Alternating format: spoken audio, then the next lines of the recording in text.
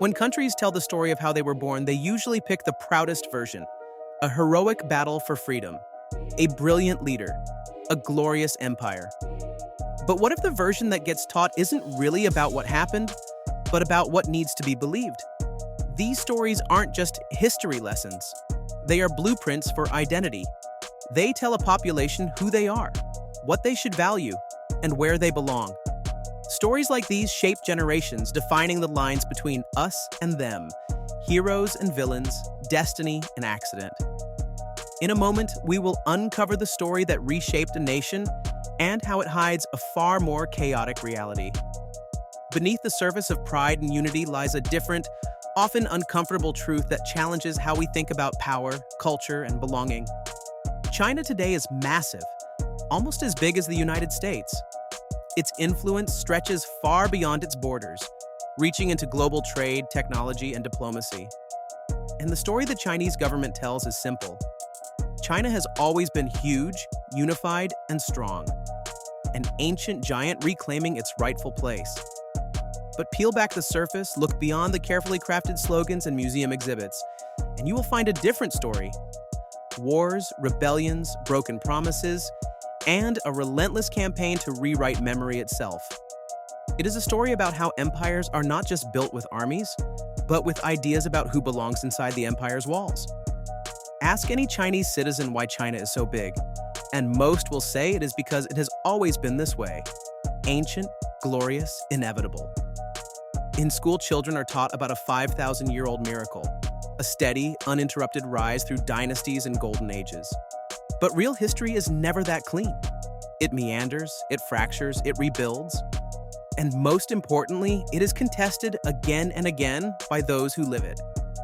The earliest China, the China of emperors and dynasties, was a small patch centered around the Yellow and Yangtze rivers, what historians call the Han Heartland. It flourished in fertile plains but was hemmed in by deserts, mountains, and steppes. Beyond that heartland were entirely different civilizations. Tibetans to the west, Uyghurs and Kazakhs to the northwest, Mongols to the north. These societies were not passive tribes waiting to be absorbed. They had their own empires, heroes, and struggles. Some fought back fiercely.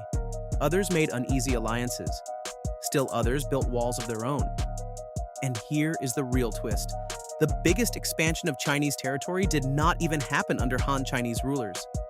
It happened under the Qing dynasty, an empire built by the Manchus, an ethnic minority from the cold forest northeast of the Great Wall. Imagine today's massive China, built not by the Han Chinese, but by outsiders. The Manchus spoke a different language. They followed different traditions. Yet they conquered China, and with it, expanded far beyond the Han heartland. They grabbed Tibet, pushed deep into Central Asia, annexed Inner Mongolia, and even claimed parts of what is now Russia and Mongolia. It was an empire built through conquest, diplomacy, and military force, not cultural unity. It was a mosaic stitched together by force, not by common consent. But when the Qing dynasty collapsed in 1912, those outer regions did not simply stay loyal to Beijing, they broke away. They acted as independent nations, raising armies, signing treaties, and sometimes looking to British India or Tsarist Russia for protection. The idea of a unified China began to fray almost immediately once imperial power weakened.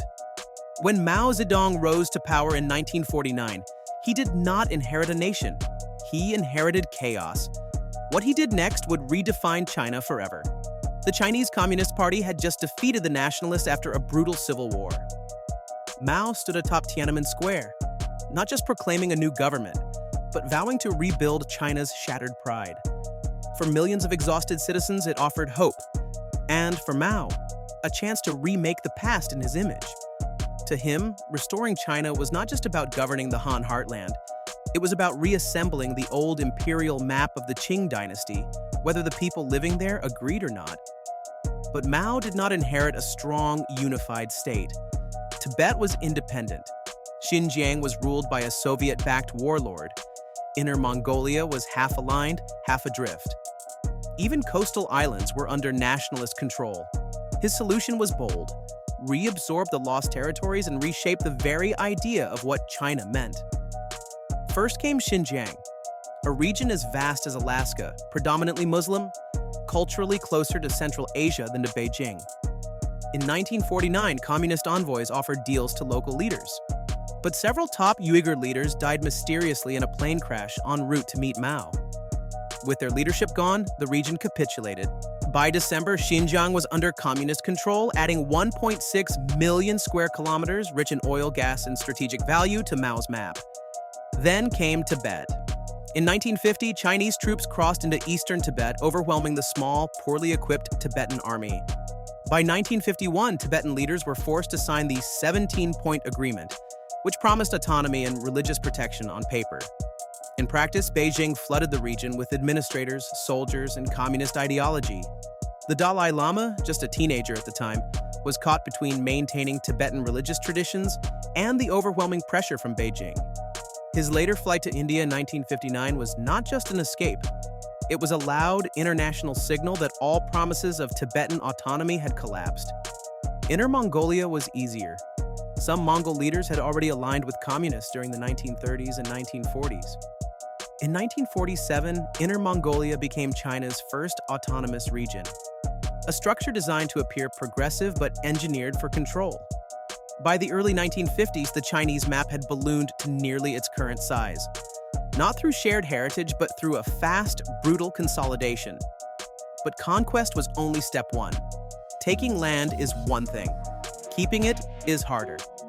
These newly absorbed regions, Tibet, Xinjiang, and Inner Mongolia, were not just geographically distant, they were culturally alien. Different languages, different religions, different historical memories. Beijing understood something very clearly. Political loyalty had to be engineered. First, migration. In 1949, Han Chinese made up just about 6% of Xinjiang's population. Today, it is closer to 50%, thanks to massive state-sponsored migration. In Inner Mongolia, ethnic Mongols have become a minority in their own homeland. Tibet resisted mass migration longer, but after the Qinghai-Lhasa Railway opened in 2006, settlers and merchants flooded in. Infrastructure was not just about building roads, it was about building new demographics. New towns, new businesses, and new social institutions followed, often pushing local Tibetan culture to the margins. Second, language. Mandarin was declared the national language and pushed hard in schools, workplaces, and media. Protests erupted in places like Inner Mongolia when local language instruction was reduced. The loss of native languages went hand in hand with a broader cultural loss. Third, culture control. Ethnic dances and songs are celebrated, but only in sanitized, apolitical forms for tourists and TV. Culture became a costume, identity a performance. Genuine political expression, rooted in these traditions, was treated as a threat. Expressions of political identity, criminalized. Fourth, religion. In Xinjiang, mosques were demolished or sinicized. In Tibet, monasteries were surveilled. Monks had to attend political education sessions. Even the reincarnation of the Dalai Lama would be decided by the Chinese government. Spiritual leadership was no longer free. It was licensed by the state. But when soft measures failed, Beijing turned to hard power.